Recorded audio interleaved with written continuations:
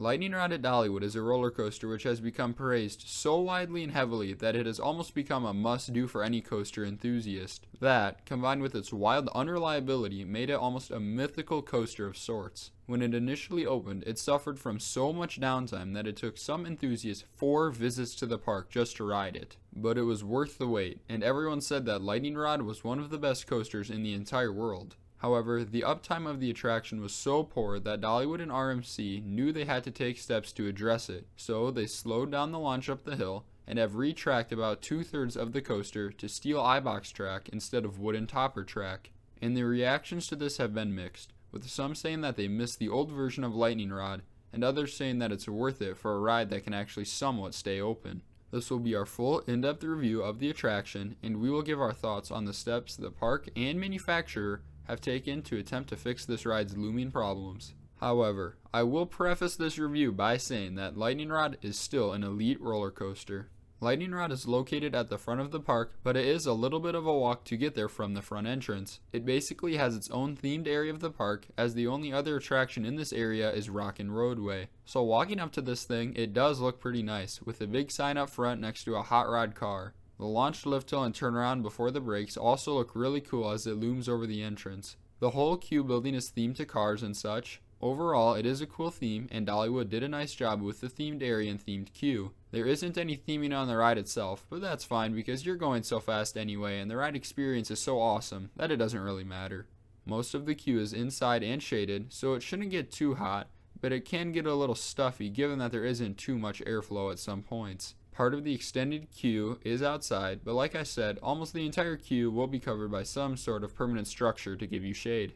The trains on Lightning Rod are the first gen RMC trains. These restraints have a lap bar as well as a shin guard. Personally, I've always despised the shin guard part of the restraint on both the first and second gen RMC trains due to my height. The lap bar doesn't bother me at all, but I left Cedar Point with notable bruising on my shins thanks to Steel Vengeance's restraints. However, on Lightning Rod, the shin guard appears to be more padded. I don't recall this being the case on any other RMC that I've ridden with first gen trains either. I experienced virtually no discomfort on Lightning Rod due to the restraints, even though we rode it 10 times in one day. I will say that I'm not 100% sure about the shin guards being more padded, as the difference could possibly be due to the fact that I've realized how to sit and ride in these RMC trains as someone with long legs.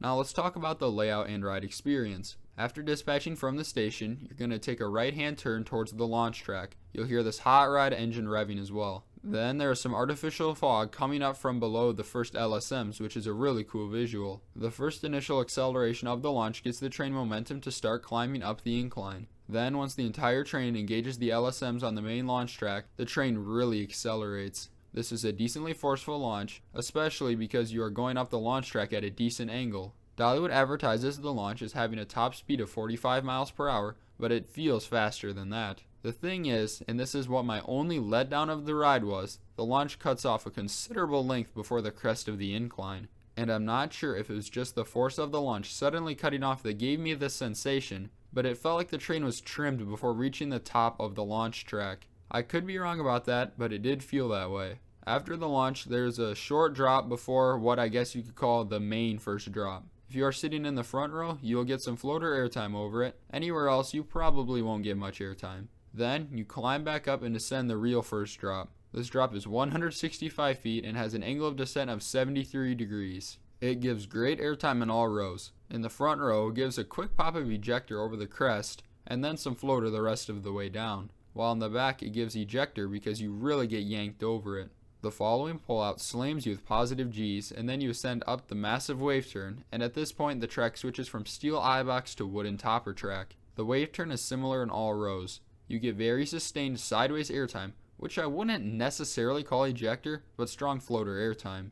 Regardless, this element is amazing as you are so high off the ground and are just dangling sideways getting pulled along by your restraint. Then the track dives back down to the ground and unbanks. Next is the one spot on Lightning Rod that I would consider rough. As the train heads up into the first twist and shout, you can see it really shake back and forth. Anyways, I think the first twist and shout is the best element on the ride, especially if you're sitting on the right side of the train, which might be a controversial take. The track banks to the left all the way to 90 degrees, but is still turning to the right. It's basically like a mini wave turn or outer bank. And the airtime on this is crazy, as you're completely out of your seat and just getting dragged along by the lap bar. The transitions into and out of this element are snappy as well. And the thing is, from here, Lightning Rod is basically all downhill. It will rise up for some of its airtime moments, but it's going to really utilize the terrain it sits on to its advantage for the rest of the layout. Following the first twist and shout is a low to the ground turn to the right that hits you with more positive G's. Then you rise up into the second twist and shout, which is basically an off-axis airtime hill. This is another element that gives some great airtime combined with a little hint of laterals. The airtime on this element is also some of the strongest on the ride. Then it's another right turn into a traditional camelback hill which the train absolutely hauls over, giving even more ejector airtime. Following this is the legendary quad down, which has gained a reputation as one of the best airtime sequences on any coaster in the world. It starts off with a traditional airtime hill, and then just goes straight down the side of the hill with 3 more airtime moments in a row, the last one of which is banked to the right. All of the airtime moments in the quad down come at you so quickly, and it is definitely a unique sensation getting all these airtime moments back to back without having to rise up into any sort of hill. It's just down, down, down. After the last airtime moment in the quad down, the train flies underneath the brake run and drops one last time. Then it delivers one last moment of positive G's with this turnaround. Dollywood calls it a half loop, which is definitely an interesting marketing term. At the end of the turnaround, the train quickly unbanks and drops into the brake run, which will give one last dose of airtime in the front of the train. I love the setting of this attraction. It is tucked away on its own little hill and valley, and the whole thing takes place in the woods.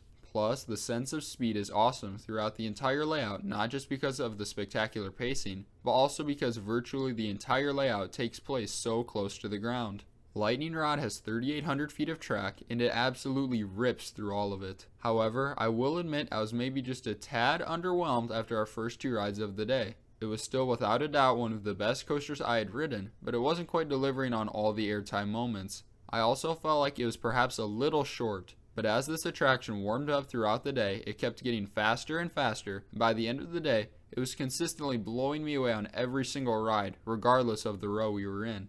In fact, we were timing it from launch to brakes, and it was cycling only a second and a half slower as compared to its 2016 POV. And from first drop to brakes, there was virtually no difference at all. Was it running slow in that POV? I have no idea. But I will say that I think people who are saying that it's no longer the best ride in the park definitely didn't get it while it was running at its full potential. Because I think I saw Lightning Rod at its full 2023 potential, and it was absolutely amazing. Every single element hit in every single row, the pacing was phenomenal, and it didn't feel short at all.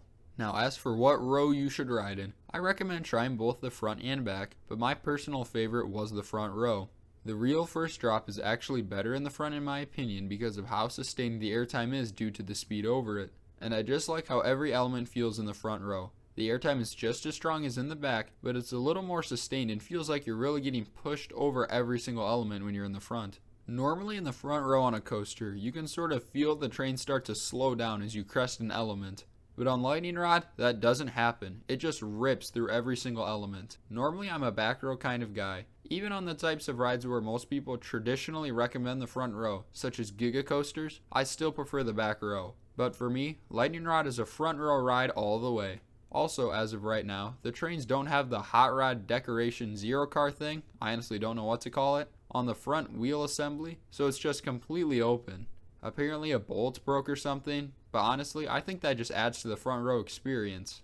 The staff at Dollywood was a mixed bag when it came to stapling. The park does tell you to buckle your own seatbelt and then pull down your own lap bar, so of course we weren't going to staple ourselves and we had plenty of room between our legs and the lap bar. Not by any means an excessive amount, but enough to experience all of the airtime. Most of the ride operators simply pushed down lightly on the lap bar and then pulled up, but some really shoved it down, and one even told us to pull down the lap bar further by ourselves. Overall though, I would say the ops did a pretty good job of not stapling us. I do have to say that I think all the buzz around Lightning Rod being nerfed and whatnot is just simply overblown. This is still easily the best ride in the park. It is still an elite roller coaster. I think that some people are just stuck comparing this attraction to how it ran in its early days, even though there's not all that much of a difference after all. It's the same story as Superman the Ride at Six Flags New England. That is still an awesome roller coaster, but people can't help but think if it had T-bar restraints. And I think that is reflected when you look at people who have versus haven't ridden the original Lightning Rod. The people who never rode it have a higher opinion of the attraction right now because they don't get stuck comparing it to what it used to be. For example, Canobie Coaster has Lightning Rod as his #1 overall coaster out of something like 1,200 credits, and he never rode the original version. I just think when enthusiasts get stuck in this "oh, what could have been" attitude, they miss out on the fact that the ride is still absolutely incredible right now. Now, as of when we are making this video, there has been speculation that Dollywood is considering making major changes to Lightning Rod because of how poor its reliability is, even 7 years after first opening. It rarely runs 2 trains, and it goes down almost every single day, typically more than once. Perhaps they will retrack the rest of the layout to be steel iBox track, but I don't think that will help the reliability issues because I presume all the downtime is caused by the launch. One theory is that they will just replace the launch altogether with a chain lift hill and maybe even get rid of the little dip before the main drop. Then they would raise the height of the first drop to be 200 feet, making Lightning Rod a true hypercoaster. Will this happen? I have no idea. To be honest, I wouldn't mind if they just retracked it all to be steel iBox track because that wooden topper track is noticeably rougher than the iBox. It's not horrible, but it would be an upgrade in terms of smoothness in my opinion. But I think the overall experience of the attraction is fine as it is now. The launch is what makes it unique. It's what makes it Lightning Rod. That's just my personal opinion. So, for its final score, I'm going to give Lightning Rod a 10 out of 10. This is an absolutely outstanding roller coaster. The airtime, pacing, layout, and amazing launch are all awesome and work so well together to create this experience that is Lightning Rod. So that will conclude my review of this attraction. What do you think of Lightning Rod? Leave your thoughts down in the comments below. Thanks for watching, and I hope to see you next time.